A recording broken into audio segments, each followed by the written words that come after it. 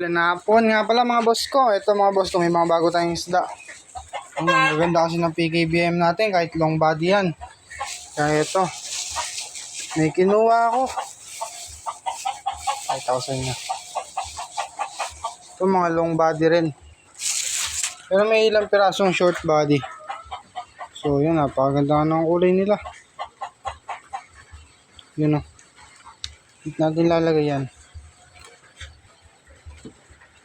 Yan. Bahala na sila magparami dito. Yung ibang gapi nga pala natin, nilagay ko na rin dito. Snakeskin blue tail, yan. Tapos yung mga platy. Basta yung mga crayfish natin. Ayan o. Nagtatago na yun. Ito trio. Ito crossbreed na sila nito yan. Malalaki naman yun. Tapos ito malalaki din to. Tapos may... Pwede sila maglabas ng short body kasi short body talaga yung breeder nito. Naglalabas lang ng long body. Sa short body, nagiging kal nila yung long body. So yan nga lang pala mga boss ko.